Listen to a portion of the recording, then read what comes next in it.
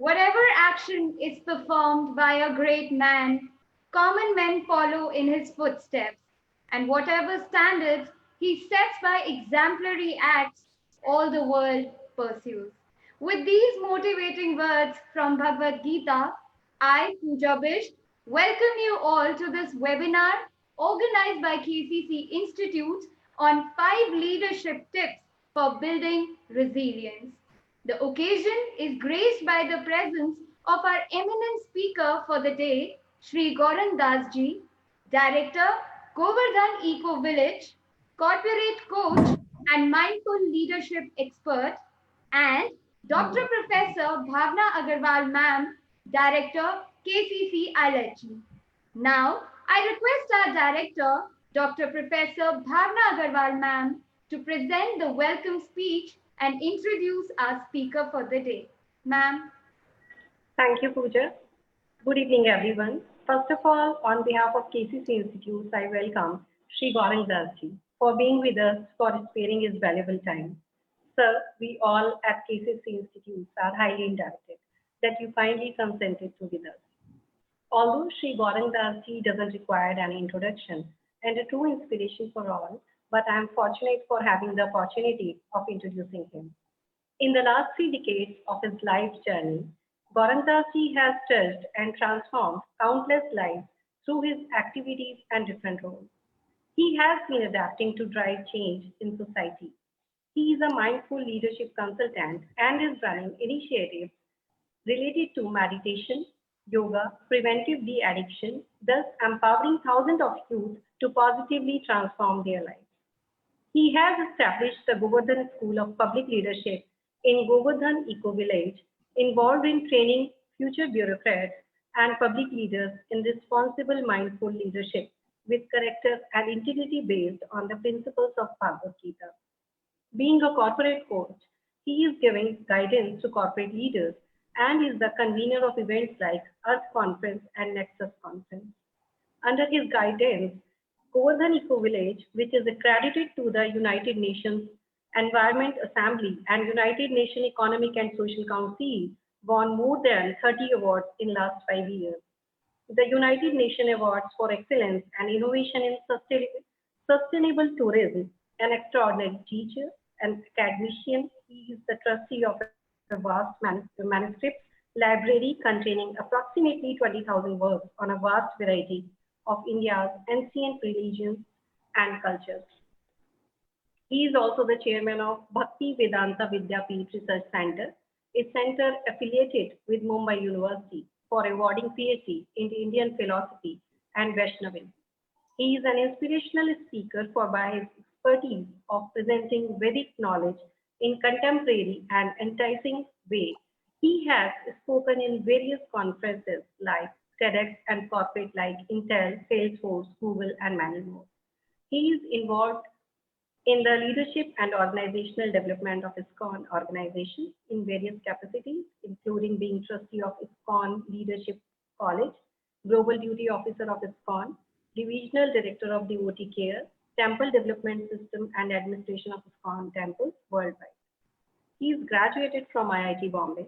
He is also a great cook and has cooked over 3 million plates in the period of 2007 to 2019. During the recent COVID pandemic, he, along with his team at Govardhan Eco Village, cooked over 1,09,000 meals to feed to the migrant laborers and the tribal villagers. So now I request Sir to kindly share his wisdom. Thank you very much, Bhavana ji, and thanks to your college for welcoming me and giving me this opportunity to share with all of you the young budding minds of the nation. India's population is more than 1.3 billion. The world population has increased from 1 billion in 1800 to almost 7.8 billion as of today. And it basically took 7 centuries for the population to double from 0.25 billion in 800 AD to 0.5 billion in 1550 AD. So you can imagine how gradual the growth used to be, that it took so long, 700 years for the population to double. But then when you see that between 1950 and 1987, there was a growth from 2.5 billion to 5 billion in only 37 years. And so it looks like by 2050, we may hit 10 billion. Now, the United Nations, as part of their Sustainable Development Agenda, have been trying to share with people the idea that our life on this planet needs to be sustainable. Our minds and our viewpoints needs to be resilient, because today we find that only when there is a combination of peaceful people and a prosperous green planet, there will be ideal harmony and balance. So all of you are in schools, all of you are looking for a bright future. What inspires you to get up in the morning, open your books and study is a voice within you says, education is the doorway to real peace, prosperity, growth. And the world has acknowledged this. But we need to also understand which elements work for us, which elements of education and training, which we need to be careful about. And that's the whole idea of today's presentation. So the United Nations General Assembly in December 2014 adopted the resolution that they would observe June 21st every year as the International Day of Yoga.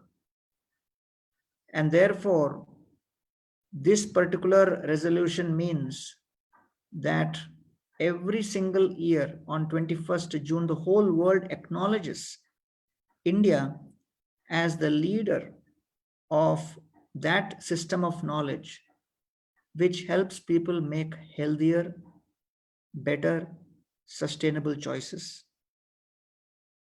That practice, which is originated in India, which helps people have more self-control over their habits, that which helps people experience a holistic life and completes them. And therefore, today's education system needs to focus on 4 elements. Apart from all the knowledge and the various skills which you are studying, all of that is very important in terms of developing certain skills. But if the computer is only decorated from outside and it has the best keyboard, but the hard disk of the computer crashes, then what is the point? So therefore, we have to be very, very attentive to the fact that within this body is the mind. And the mind is like the hard disk of the computer. If the mind crashes, then practically the hard disk crashes. And therefore, even if you have the best skill, you do not have the will to perform that activity. And therefore, we find that all across the world, people are experiencing all kinds of nervous breakdowns, anxiety syndromes, stress-related disorders. And one of the greatest challenges for schools and teachers and the educationists is how to enable learning amongst students without making them feel stressed. So therefore, yoga is defined by Patanjali Rishi as Yoga Chitta Vritti Nirodha, which means that yoga is that which calms the waves or ripples of disturbance on the mind. Yogastha kuru karmani sangam tyaktva dhananjaya Siddhya siddhyo samo bhutva samatvam yoga uchyate. Balanced in your duty without care to win or lose. Turn your work to yoga as the learned sages do. Krishna is telling Arjuna in the Bhagavad Gita. How to make the mind resilient? Karmanyevadhikaraste ma phaleshu kadachana ma karma phala heturbu ma tisangotsva karmani. Always do your work, Arjuna, but do not claim its yield. Neither think yourself in charge nor flee the battlefield. So do not take credit for whatever you are doing and do not give up things. So therefore, the whole concept is of yoga is all about increasing one's awareness. We are living in a world where we are constantly bombarded by weapons of mass distraction. Smartphones, billboards, GPS devices, headphones, televisions, crowds. We are constantly being distracted, and for the human brain, any kind of distraction is a novelty, and anything new is associated with an increase in dopamine levels. And dopamine is the neurochemical which is released, which signals experience of pleasure. Dopamine is connected with the experience of pleasure. And therefore, what the smartphone is doing to you is every second, the smartphone is giving you the opportunity and the prospect of a new experience. The next click which I make will open up something new. The next click I'll make, it will be something new. And therefore, the creators of the internet have created a constant dopamine releasing machine, which is the internet. And then once you have it on your phone and you are internet enabled, then you are just going through that experience every second. And the result of that is that Microsoft conducted a survey in 2017, and they realized that human attention span in 2012 was actually 12 seconds, and in 2017 it came down to 8 seconds. Even goldfish has an attention span of 9 seconds. So we have become more distracted than even the goldfish. And so the number of internet users globally, they increased from 413 million in 2000 to 4.62 billion in 2020. And the global penetration of internet is maybe around 59 to 60%. But 65% of the internet users in India use it every single day, as must be many of you sitting there. So in one sense, statistically, only 40% of the world today has internet access. But the internet addiction rate has grown to 6%, which is almost 420 million people on this planet. So therefore, we find that these are very challenging times, and all of you are in schools, but the reality is that 12% of the websites on the internet have pornographic content. And this translates to almost 2.3 billion pornographic pages in 2018. And shockingly, you may or may not be aware of this, that the percentage of pornographic consumers below the age of 24 is one of the highest in India. Under the age of 24, the global average of people seeing pornography under 24 age is 31%. But in India, it is 48%. Globally, every single second, 30,000 users are watching internet with pornographic content on the net, and they are spending $3,000 every second. Therefore, every single day there are 2.5 billion emails which contain pornographic content, which is either sent or received. And so across the world, there are 68 million search queries related to pornography. And the internet porn industry is worth $13 billion. So you have valuable time at your disposal, but the average internet user, as per statistics, is literally spending 5 years, 4 months of an entire lifetime on the social media. It ranges from 2.5 hours per day for adults in the age group of 25 to 34. And in the people in the age group of 8 to 18, the numbers, the global average is 9 hours per day. So we are living in very, very difficult times where the normal tendency of the mind to be distracted and not focused is further enhanced because we are in this kind of an ecosystem. And so distraction causes American businesses $650 billion worth of losses every single year.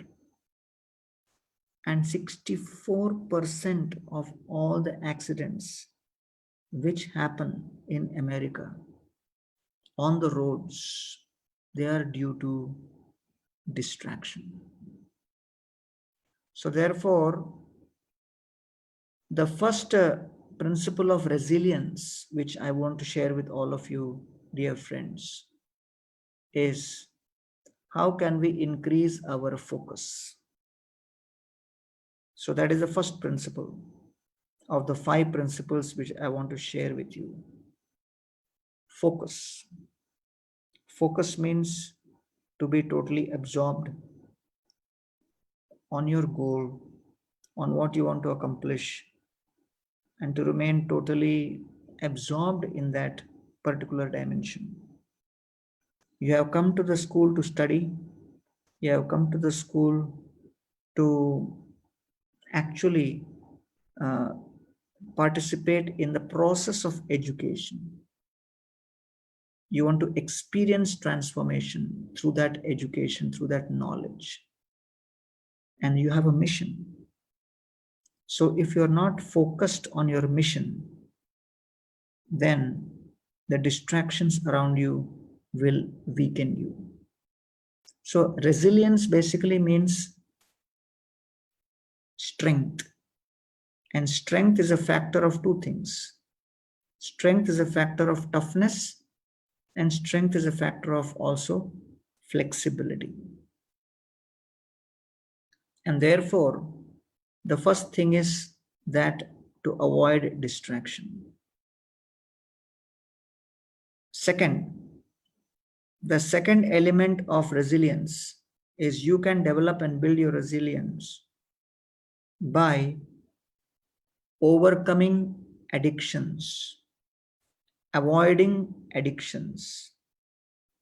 Any kind of addiction is bad, and therefore to embrace good habits is extremely important.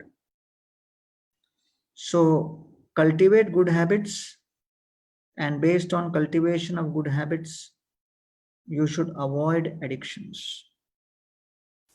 42% of the world consumed alcohol in 2010, and the share of adults consuming in India was only 15%. But the percentage of adults who drank alcohol in France was almost 95%. alcohol is responsible for 2.8 million premature deaths every single year globally. And alcohol causes approximately 6 lakh deaths in India every year. So alcohol is one of the kinds of addictions. Another kind of addiction or succumbing to bad habits is smoking. And some of you may not be aware of all this, or may not be indulging this, or may not be interested, but it all changes just by the one association. As soon as you connect with one person who has tendencies for any of this, it has been found that the greatest impression adults or teenage have is of their peer group. The peer group, the kind of effect which it can have, it cannot compare even in the teenage years of the influence of the parents. So the peer group has a more powerful influence on us at a certain point in our life, which is the youth, which is the period of adolescence. And that peer group influence is much more than even the parents' influence. So it all requires one person to start smoking and drinking. And before you know, a dozen would be right there because of the kind of influence they have.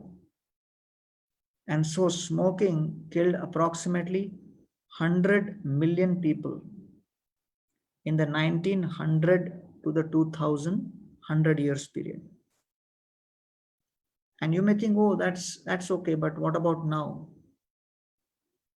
Between 2000 and 2100, in this 100 years, the same smoking is going to kill 1 billion people. So you can imagine how the numbers are growing. So globally, smoking is killing 6 million people every year, which translates into almost 1 death every second. Which means that in our 1 hour talk, as we are speaking about this topic, over the next 60 minutes, which is 3,600 seconds, dear friends, during this 3,600 seconds, 3,600 people on this planet would be dying because of addiction to smoking. So, what kind of an education are we looking at in the long run? A global population without any self-restraint, without any self-control, they're only damaging their own selves. And therefore, the second point of resilience is, please try to increase and improve your habits. And how do you improve and increase the quality of your habits? By increasing your self-control, by increasing your tendency to have control over your senses and the ability to say no to various kinds of temptations. So the first point for resilience was focus. The second point was habits. And the third point is very important. And what is the third point? If you have to increase your resilience, you have to actually improve your perspective towards nature. If you are considering that, yes, I have my freedom to do whatever I feel like, I can do whatever I want. No. The third element in resilience is your ability to restrain your desires. So restraint is very important. Along with focus, habit change, you have to add restraint. Today, 33% of all the food produced for human consumption is wasted. This translates into 2.3 billion ton of food waste. Just imagine, the whole world is suffering due to hunger. And then there is 2.3 billion tons of food is being wasted also. So 2 billion metric tons of municipal solid waste is generated globally. And by 2050, it is going to grow to 3.4 billion ton.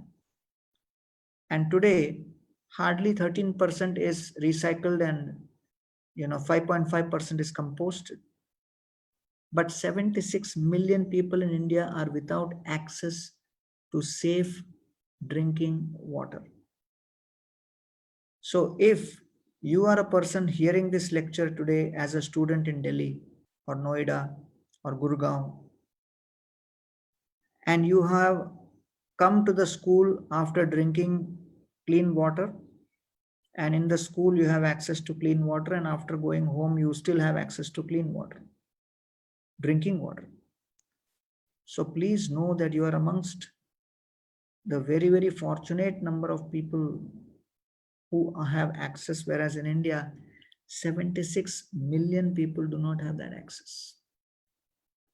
And amongst all the diseases which people get in India, 21% of the diseases are waterborne. And therefore, by 2030, 700 million people across the world are going to be displaced due to intense water scarcity. And therefore, one of the main causes of dissatisfaction is not knowing when to say no. And therefore, we need to train this to our students, to our children, a sense of self-restraint. When you have not experienced hunger, you cannot understand the pangs and the pain of being hungry. And not just the pain of being hungry, the pain of not even knowing when the food is going to come next. So therefore, restraint is very important. And traditionally, the students in India were trained in the discipline of tapasya. Tapo divyam putrakayana sattvam shuddheti asmat brahma saukhyam tu anantam. So actually, just so that we can satisfy our tongue, अपनी जिह्वा को तृप्त करने के लिए, globally you will be shocked to know that 51 million square kilometer of land is available for agriculture. This is the total amount of land on all the continents put together, which is available for agriculture, is 51 million square kilometer. But out of this, 71% of this, which translates to almost 40 million square kilometers, is used simply for livestock feed for the meat and dairy industry. घास उगाने के लिए, जिससे उस घास से गाय बैल इत्यादि को खिलाकर फिर कसाई खाने में उनको मारा जा सके. So the indirect way in which first you grow the plants, that plant is used to feed the animals. Then the animals are killed in the slaughterhouses. And so then the meat and the dairy industry goes around. And so 77% of the earth's cultivable land is used for this. Only 23% of land is allotted for growing direct crops for human consumption. And therefore, a meat-based food choice is also creating damage to the environment and various health issues. So therefore, we have to appreciate that a lack of self-control, a lack of self-restraint especially over food, is a major cause of diseases with more than 18 million deaths due to cancer. 18 million deaths in 2017 due to heart-related diseases, cardiovascular diseases. 10 million deaths due to cancer, and 5 million premature deaths due to obesity. And therefore, all of these statistics reveal very clear trends that people globally have lost their ability for sense control, self-control, and they are imbalanced physically, emotionally, socially. And that individual imbalance is taking a toll on other people. It is taking a toll on the planet. So when something takes a toll on the person, then it takes a toll on others who are connected to that person. So the families and the friends of those people also suffer. And then the choices which such people make affects the planet. So therefore, person, people, and planet, all three are affected. And therefore, this is the third principle of resilience, which is restraint. So first, we saw the importance of focus. Second, we saw how it is extremely important to have good habits. Third, we saw the importance for restraint. And therefore, all of this is very important in the context of what we are trying to achieve, because if you do not commit to anything, then you will be distracted by everything. And you must not give up a practice just because it needs more time. Because a habit is a lifestyle to be lived. Habit is not a finish line to be crossed. Your commitment to the process will determine your progress. And disciplined people are more structured in their lives. And this does not require too much of self-control or willpower, because you just begin the process. And happiness does not come by maximizing possessions. It comes by minimizing our attachments. And therefore, you may think that, oh, I'll do this, I'll do this, I'll do this. By this, I'll solve this problem. By this, I'll solve that problem. But you don't realize many times that the more you try to acquire, sometimes that becomes the cause of your anxiety. In Delhi, in the early 1900s, there was a problem during the British. And, there is a power cut. 1 minute.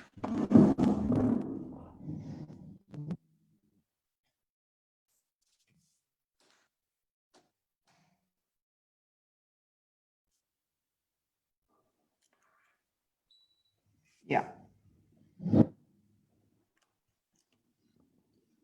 So during the British time, because at that particular point in time, there was very less control over the number of cobras. So the number of cobras increased. And the British, they decided we must put an end to this. And how should we put an end to this? They announced a scheme. And what was the scheme? That anyone who brings a dead cobra, we will pay him so much amount. And they thought by doing this, people will line up and bring dead cobras and submit it to us. But the farmers around Delhi, they saw it as an opportunity for business and started rearing cobras. And by that, they would come and bring the cobras and actually make more money. And then the Britishers realized that the number of cobras is increasing, and they said something is wrong. What is wrong?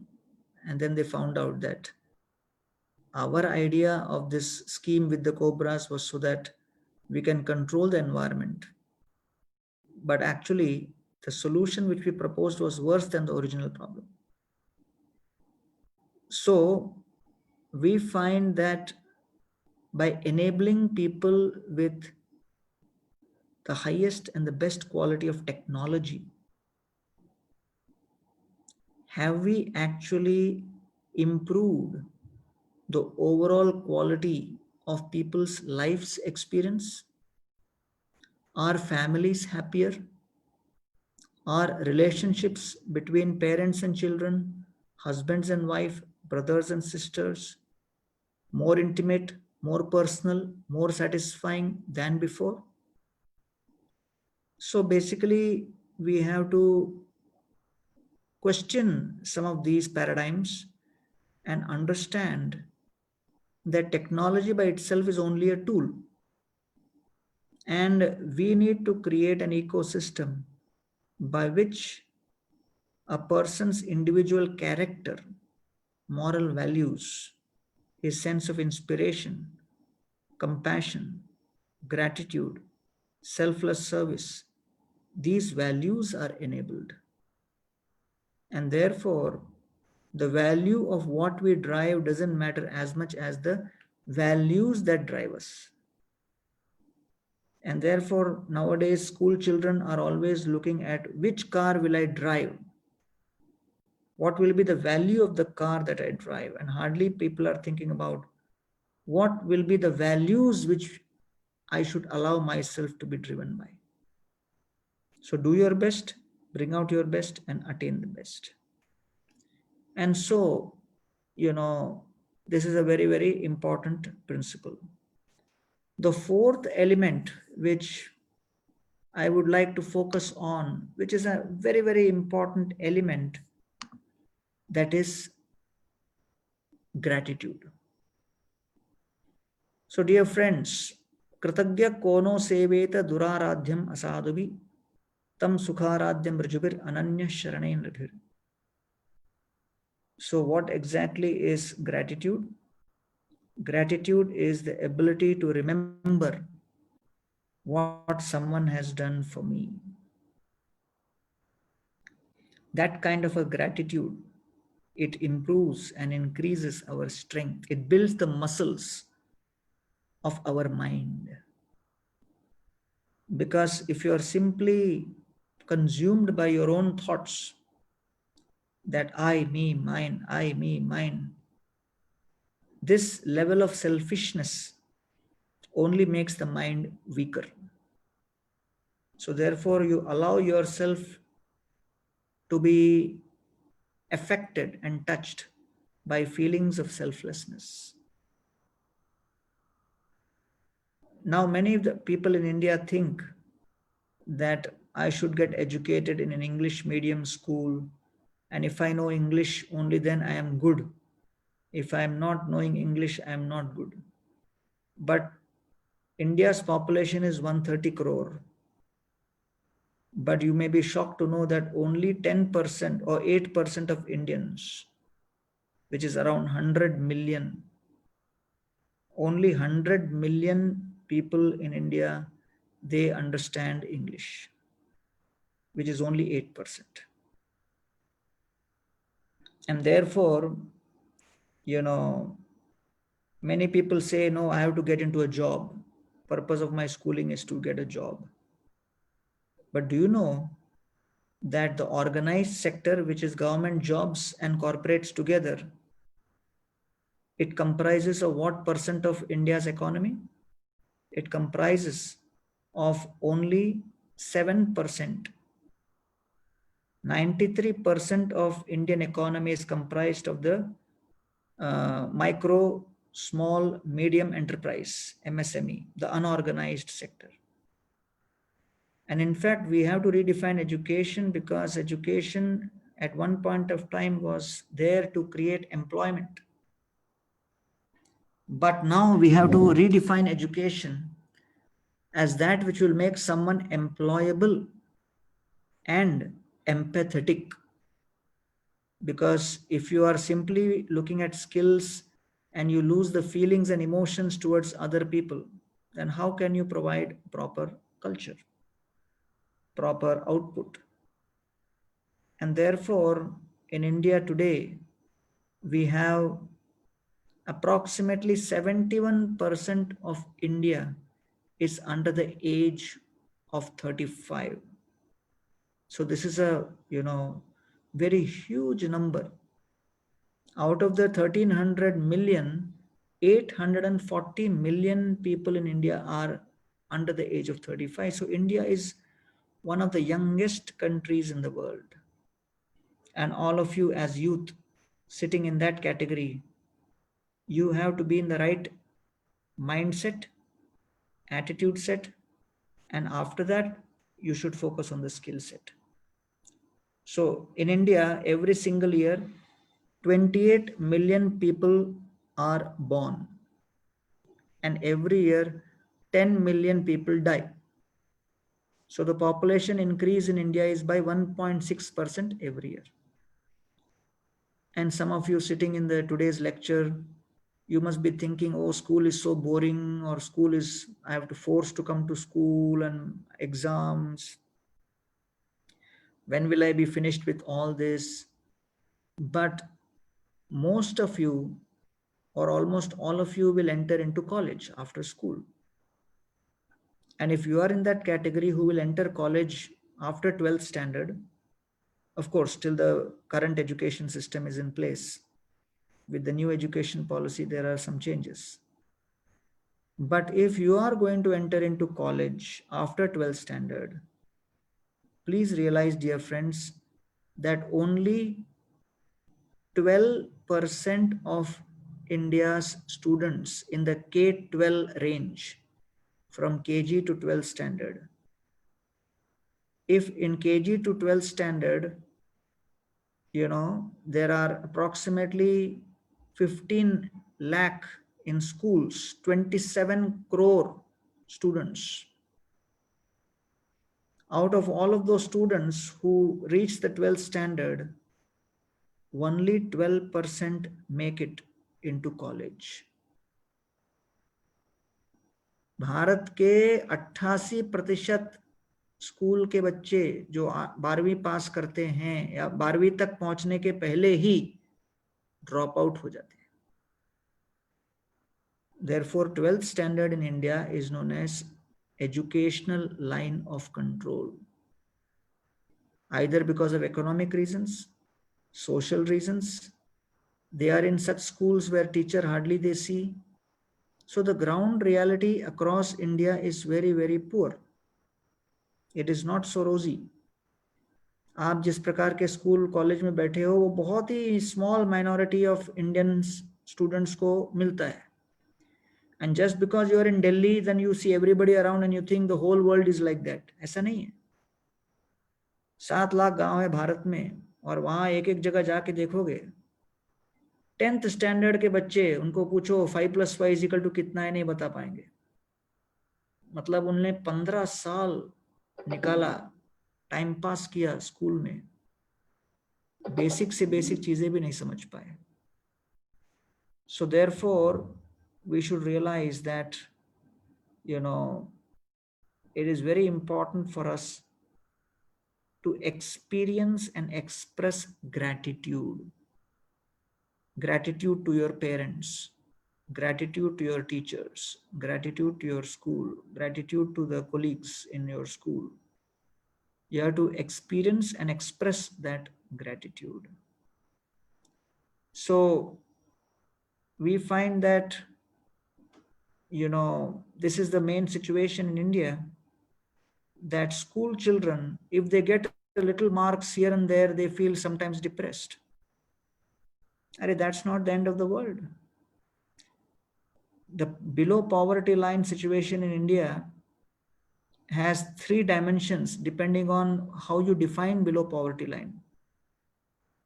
तो कोई लोग कहते हैं poverty line का जो standard है that is 26 रुपए per day. दूसरे जगह कहा गया 65 रुपए पर डे और वर्ल्ड बैंक ने डिफाइन किया 128 रुपए per day. So there are 3 different definitions of what is below poverty line. If you go by the first definition of 26 rupees per day, 300 million people in India are below poverty line. If you go by definition of 65 rupees per day, then 600 million people are below poverty line. If you go by the definition of 128 rupees per day, then by that definition, 900 million people in India are below poverty line. Socho, 900 million out of 1300 million. So many times students have no idea how much they have received in life and how much they should feel grateful for what all they have received. And then without having that gratitude, one starts becoming irritated over silly things, stupid things. And therefore, if you see the whole of India, students like all of you are amongst the very privileged, because the Indian GDP is only 3% of the whole world, but India is having 17% of the world's population. And therefore, you have to really experience and express that gratitude, because India is a country of diversity with 22 languages and 2,600 dialects. And the government is trying its best to govern this country with 4,200 MLAs, 35 states, 7,000 municipalities, 800 MPs, with a budget of 6,200 crores every single day. But in my experience dealing in the villages in India, I have seen that to transform India, you need three things. First, you need the inspiration. Second, you need the intelligence. And third, you need the integrity. Therefore, the education system which you are part of should make efforts to inculcate these three values within you, so that you're actually able to have, number one, the proper inspiration to serve. Two, the integrity, to have the right character. And when you have the right inspiration and right integrity, then you can use your intelligence for problem solving. And this is, a very important element as far as human resource is concerned. And then when you have focus, when you have habits, when you have restraint, when you have gratitude, then you can actually focus on the fifth and the most important element, which is compassion. Compassion is trying to do good for others. Compassion is trying to serve others in a way by which they can be uplifted. And that compassion is very, very important for us, because all of us are going through difficulties and challenges. But the more you reach out to others, the more the others will experience transformation. And therefore, you have to tolerate circumstantial misunderstanding, and you have to make big plans, but you have to make incremental progress. And so you have to be expert. And expert means you have to have the patience to avoid distractions. And it also involves you have to avoid the impatience to act too soon. Maximize your spiritual absorption and minimize your material attachments. A persistent thought is not always pertinent. An action which is combined with intention becomes discipline. An appreciation or expectation of appreciation is the seed of frustration. So you have come to school, develop good friendship with transparency, openness, integrity, and honesty. And great friendships get nourished when we empathize with other person's feelings rather than being obsessed with our own. And one of the biggest challenges of today's culture is the Facebook and Twitter and WhatsApp and social media culture, and the selfie culture is making everyone extremely self-obsessed. And such a self-obsessed culture will go away from the principles of compassion. And therefore, a leader can lead others into the bright future only when he can reliably interpret events based on authentic intention, actual wisdom, astute intelligence, and appropriate maturity. And therefore, Bahu Parishrama Chandana Remuna Anila Anand Badila Mane Dukkhana Ganila. Compassion means you serve not considering your own benefits. And that kind of service with compassion has 4 benefits. First, it helps you overcome pride and generate humility. And therefore, many times we want to do things and we want to grow for selfish reasons or personal reasons. The entire world seems to spin and revolve around our own selves. So therefore, only when you serve, you will be able to overcome that selfish obsession with, pride and develop genuine humility.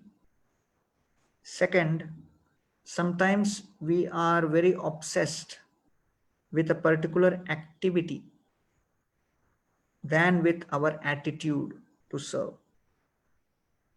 And those who want to do big things in life, they are basically achievers, people who love to get things done. And therefore, it is sometimes, possible that your life will be consumed by just being busy. And anyone asks you, what are you doing? I'm busy. I'm getting things done. I'm in the action mode. And then such people have difficulty when things change. And so good mental health involves not being obsessed with the service, but to be conscious that I am actually a servant. So we should not become performance addicts. And let's not be in the rock star syndrome thinking that we are the center, standing on the stage and performing. And do not develop sense of self-worth from achievement. Develop the sense of self-worth from your values, from your attitudes. And therefore, many times it is easier to do things than to be someone. So modern education system should focus on helping people be someone in terms of their attitudes and values, and not just train them with skills to do things. The third dimension of service and compassion in action is absorption. That absorption versus action. Sometimes we are so much filled with ambition and ability that we may not even consider, that we have a certain duty to perform. And, we should not get too much obsessed with simply being the center of attention and being involved in action. But we have to be absorbed in our overall mission. Fourth is the dynamics between honesty and denial. Real compassion means that we are honest and we are able to deal with our difficulties and shortcomings and express that openly, and then deal with and have someone whom we can share it with. One of the biggest problems the world is facing today is loneliness. And that is because most people just don't want to be vulnerable and express their challenges and difficulties. And therefore, we have to be truthful and honest. And fifth element of compassion is duty versus popularity. Sometimes certain situations in life may want you to speak the truth, confront the truth, for which you may not be liked. People may not appreciate, people may criticize, you may lose friends because of that. But the problem with leadership means leaders need to lead. And you're not just, accepting a certain profile and responsibility to be popular. And therefore, when people's ideas are different than what your ideas are, then there may be some incompatibility. So therefore, these are some of the, principles which we need to understand. And I'll conclude by sharing the 5 rules for habit change. Now, after having heard this, you may want to now change yourself. So the step 1 in change is change your thoughts. Step 2, when thoughts change, words will change. Step 3, when words change, actions will change. Step 4, when actions change and they repeat, repetitive actions make habits. Step 4, a whole era of doing the habits repeatedly defines your character. And then the 6th element is your character will ultimately define your destiny. So thoughts, words, action, habits, character, and destiny. And therefore, in the Vedic literature, this is first known as spriha or desires. Spriha leads to sankalpa or choices. Sankalpa leads to samskara or impressions. Samskara leads to vyavahar or habits. That vyavahar will lead to swabhava, which is your nature. And therefore, the head, heart, and hand commitment stands for H, your determination. Head is the conviction, heart is the motivation, hand is the determination. So, habit H stands for head, heart, and hand commitment. I will do this. A stands for accountability. Somebody should be aware that you are making these plans and you are accountable to them. B stands for breakless consistency. Do not take a break. Just continue on. And then I stands for incremental improvement. A little bit of change you make here, but overall in the long run, 1% change every day is a huge amplitude of difference. And T stands for triggers. You may be used to certain triggers. Like for example, if you're studying and your smartphone is right next to your books, then as soon as some social media notifications, updates come, you may be habituated to picking it up. So that's a trigger. As soon as you hear that sound of the WhatsApp or the Facebook, immediately your mind goes there. So you have to use the positive triggers and avoid the negative trigger. And therefore, respect the differences, appreciate the future, tolerate the past, and you encourage whatever is possible to be encouraged. So we have to overcome our tendencies to consume, to control, to convince, and to compete. And we have to overcome all of this with our ability to contemplate. And that contemplation is something which the education system needs to involve and integrate in their own system. And you experience transformation through association, through books, through your various kinds of collaborations, and through your determination and diet. And so we hope that you as students will have the attributes of number 1, a commitment to excel. You will grow a problem solving mindset. You will have a global perspective because the whole world is a global family today. Everybody is connected just through the social media and through the internet. So you have to have a global perspective. And 4th is nobody can remain isolated. So you have to have the collaborative approach. And therefore, they say that failures are the stepping stone to success. And so, whether you are in success or you're in failure, you need to be having equanimity. And success can divert your attention from the journey you're on.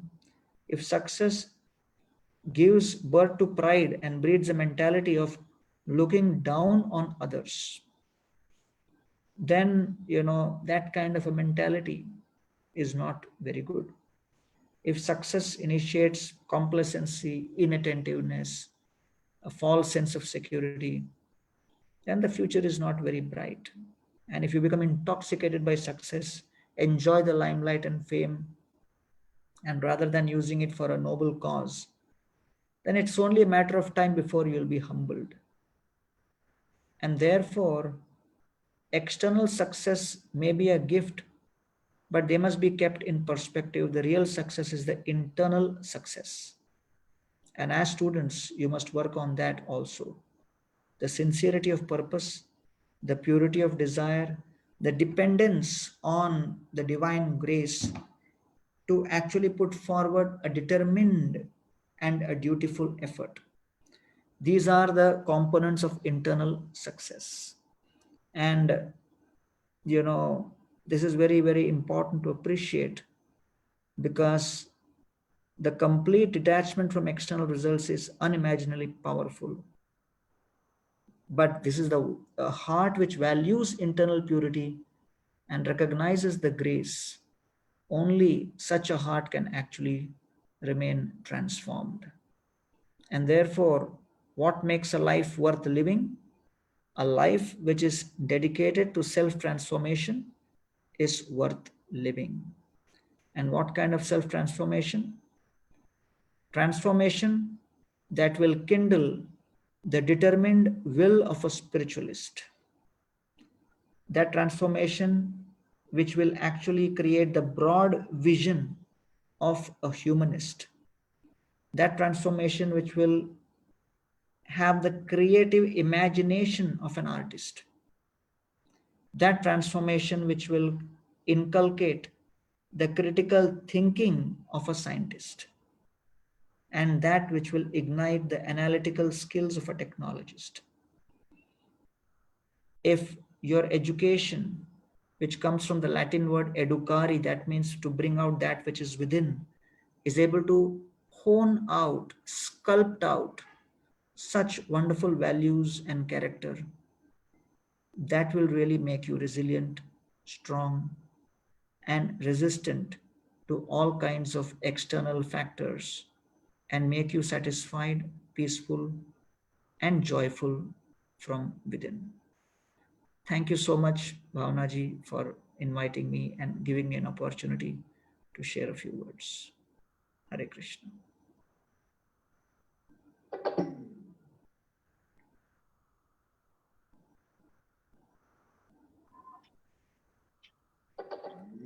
You're on mute, madam. We didn't hear anything. I'm so sorry. We are thankful and fortunate that you have given your time. And I would like to ask you that if you could answer a few of the questions which viewers and we have. So, or else we will email those questions. Whatever. You can ask maybe, 2 questions. Okay. So, Ishan, you can take this. Okay, Ishan, so yes, ma'am. So I do have a few questions, but since we don't have a lot of time, I'm going to ask the 2 more important ones. So just let me open them. As we talked about the sustainable development goals, how do you think the current pandemic has affected them? Will we still reach them at time? Sorry. Yeah, I think the current pandemic has, really stretched the ability to reach those sustainable development goals, and things have worsened, especially with respect to poverty, which is the SDG 1, also with respect to food, the SDG 2, hunger, also with SDG 3, which is health, which is a major crisis. That's something which the whole world is dealing with in a very, very challenging situation. And then, of course, because the schools are shut down, I mean, all of you, I think, are all connected to this program from your homes, I think.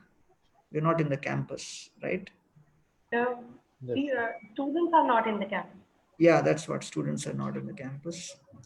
So you can imagine in so many remote areas where children have to go to schools which are not properly equipped and administered, and when the family goes through crisis, then the first sacrifice which the family makes is to pull the child out of the school and make them another earning member in some way.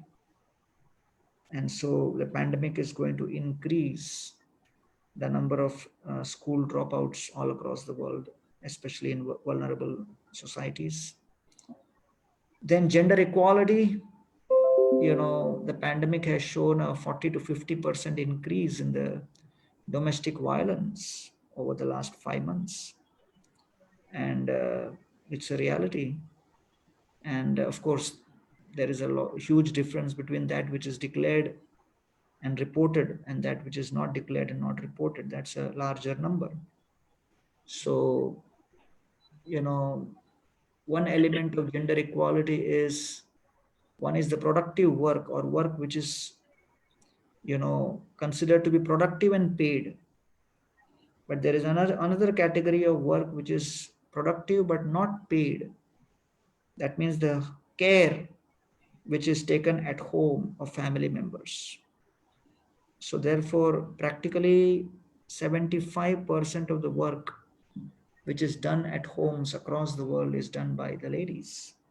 And because of the pandemic, many members of the family are at home and things are topsy-turvy. So the care burden has grown for the ladies further. So even the SDG 5, there are going to be challenges. SDG 6, water, that, as soon as the economy gets affected, then the ability to keep the water clean and affordable and sanitation, all of these take a big beating. So clean water and sanitation, which is already a challenge for 700 million people across the world, those numbers are going to grow further. So anyway, I think, right now, only time will tell which way things are going, but at least I believe that each one of us, whether we have the ability to create a global transformation or not, if as individuals we make small changes in our lives, we will be making huge changes cumulatively. Thank you for your answer, sir. So my next question is, when did you first realize that this was going to be a calling? This was going to be I mean, that this was going to be a calling, this noble job of guiding us youth was going to be a job. Okay. This was, when I was just passing out from IIT, and it was at that time that somehow something stirred within me, and I really wanted to share this knowledge with as many people as possible. So that was around 27 years ago. And, one of the main things which people are always looking for is a sense of purpose. So I felt I had found my purpose of trying to share with people what exactly is, the essence of the Bhagavad Gita. Because Arjuna was a very successful fighter and warrior. He had attained a lot of wealth, a lot of fame. He had attained somebody who was like the Miss Universe, Draupadi, as his wife. Arjuna had the best skills one can even hope to achieve. He was the best in his field. His career track record was 100%. But in spite of all of that, on the battlefield of Kurukshetra, he got bewildered and started shaking. And at that time, Krishna came and saw that Arjuna has all the skills. Arjuna knows what is fight, what is battle. Arjuna knows how to fight a battle. But when Arjuna saw Bhishma and Drona, he got confused. Because when he saw Duryodhana, Dushasana, Arjuna was inspired to fight. But when he saw Bhishma and Drona, he thought, oh, I must love my grandfather Bhishma, I must respect my teacher Drona. So Arjuna then got confused between his identity as a warrior and his identity as a grandson and his identity as a student. So these multiple identities created confusion in Arjuna's mind at that one moment. And so when we are faced with multiple identities which conflict and contradict each other, that is a situation of the greatest stress. And that paralyzes our ability to make a decision and take action. And that paralysis is what the psychiatrists call as depression, where you know what to do, you know how to do it, but you just don't know why I should do it. So Arjuna lost the sense of why I should fight. Because he thought, oh, here is my grandfather, here is my teacher, but here is my enemy also. So he got totally confused. So therefore Arjuna knew his swabhava is to fight. Arjuna knew his swadharma is to fight, but Krishna had to reveal his swarupa as an atma, as a soul which does not change. And therefore I felt that I need to share this message with the world.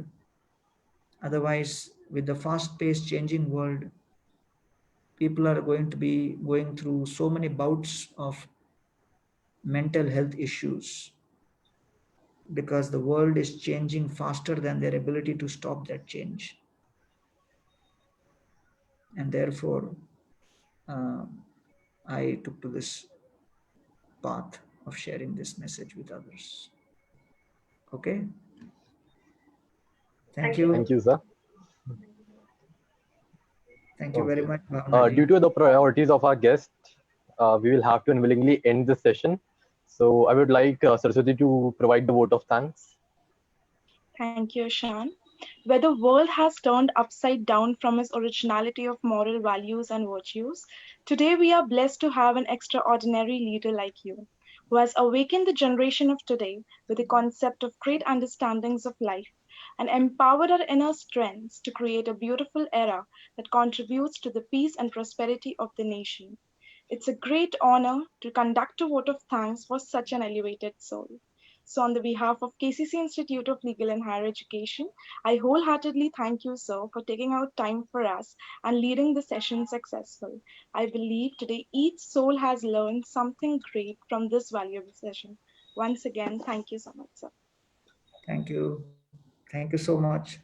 Pranam.